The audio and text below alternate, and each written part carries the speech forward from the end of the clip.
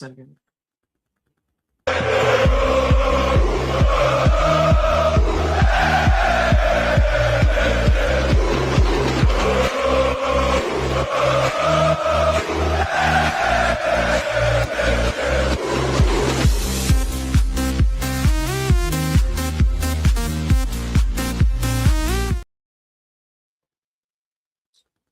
All right, good evening, everyone. Tonight on Football Unfiltered, we're going serious because this week is all about pressure and structure.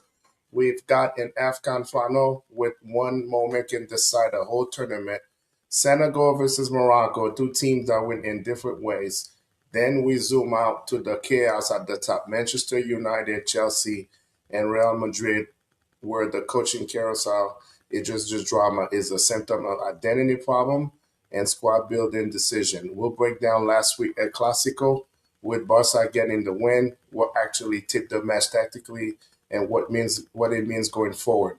And we close out with the Manchester Derby when the margins are tiny, the mistakes are loud, and the gameplay matters more than the headlines. Let's get into it. I have with me tonight my co-host Alain. What's going on, Alain? I'm doing great, Coach. How about yourself? Doing well, man. Doing well. And then we have a guy, Alex. Alex, what's going on? I'm good. I see you rocking your Haiti shirt, man. Is that right? Yeah. Yeah, love it, man. Love it, love it.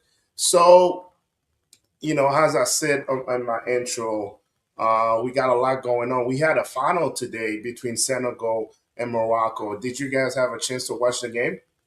Yes. So, so what happened? Morocco's at home.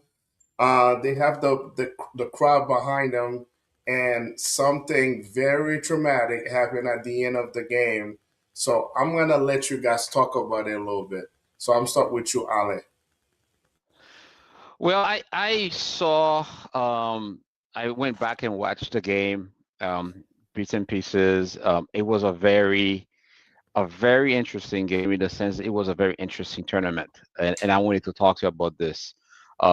If you listen to rumors and you listen to a lot of things that they've been saying throughout this tournament, it feels like the fans were saying there was a conspiracy, to have Morocco win the tournament.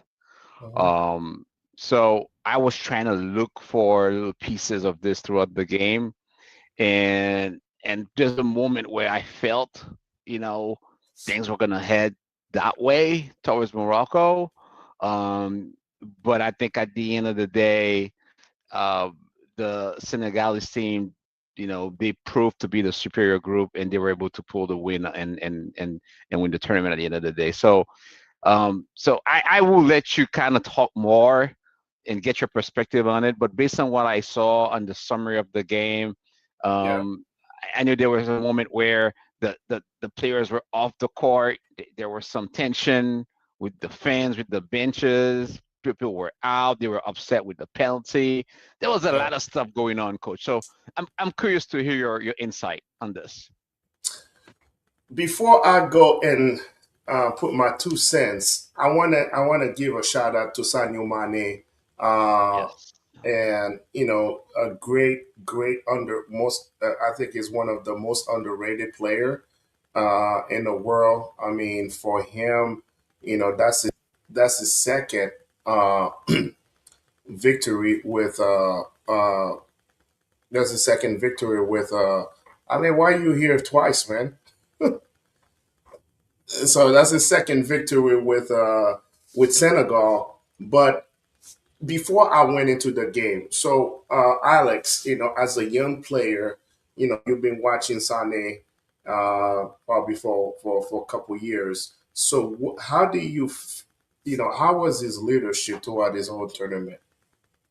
I think obviously he got the player of the tournament. He was a very contributive player to Senegal, helping them out in various aspects. He's been playing amazing, pushing the team. He was even the one who started the attack on Morocco that pushed the goal in the 94th minute.